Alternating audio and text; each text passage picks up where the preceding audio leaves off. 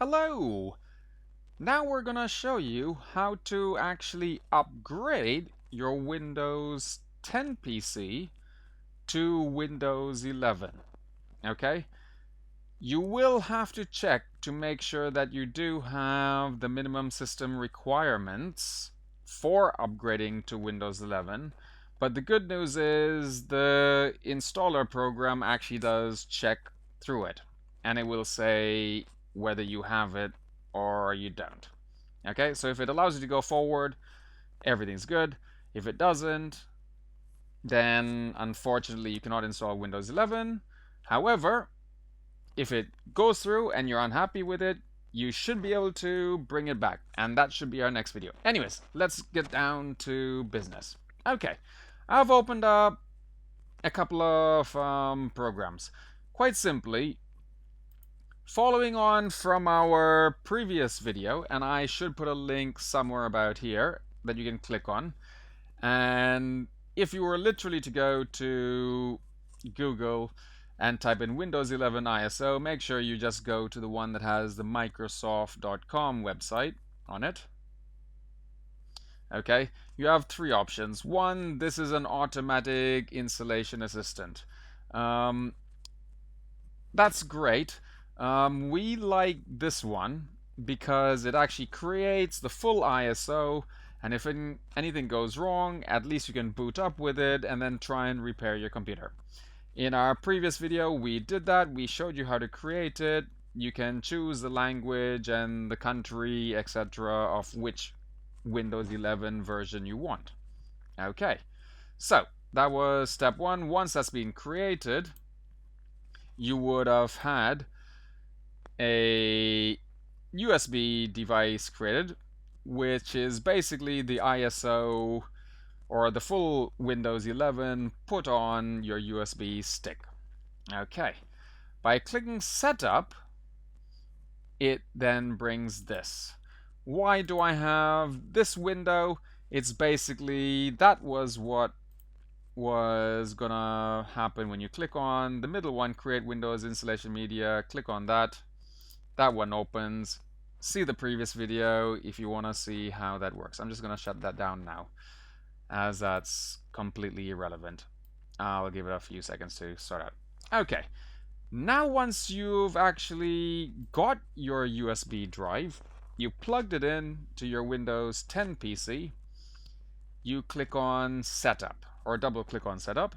That then opens up this window that says Install Windows 11. Yes, we do want to.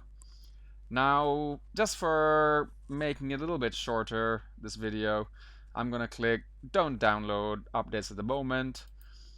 You can always download them once you've installed, but for you, click the first one. Alright, let's click Next. Checking your PC.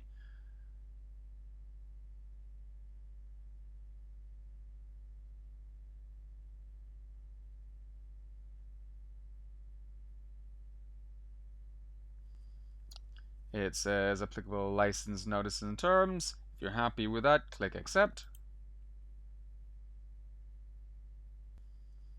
Okay, at this point it has gone forward. It's happy with what we have. Now that we're here, it says choose what to keep. If you're at this stage, great, because it says keep personal files and apps. This is the one we really want. What this means is it'll do an upgrade and keep all your data, all your programs, all your everything.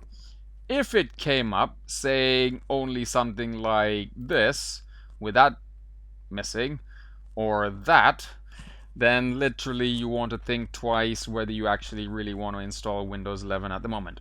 Anyways, keep personal files and apps. Click Next.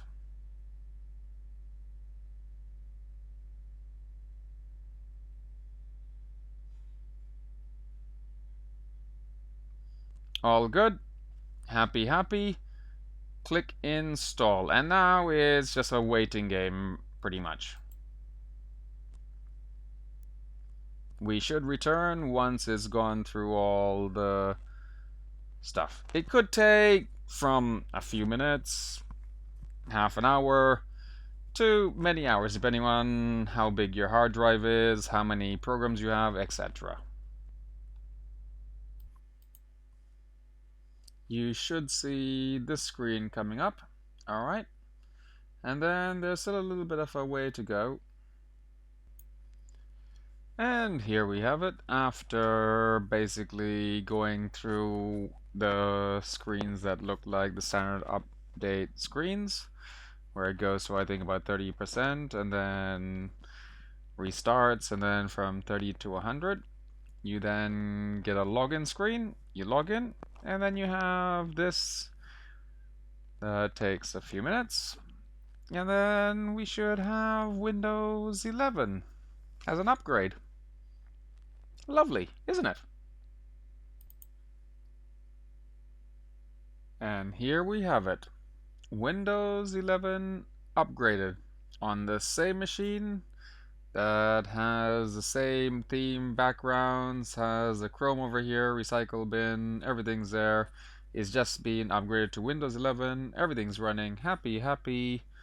I will now give you a brief, shall we say, demonstration of, if you're unhappy with what you're getting, how to revert back. But I should make this a separate video in depth. But just quickly, here it is. In settings, which we should all know how to get to by now, basically you have in system, you have recovery, and then you have go back. So if you're unhappy with Windows 11, all your files are still there. I'll just show you. Let's go to local disk C and view hidden files.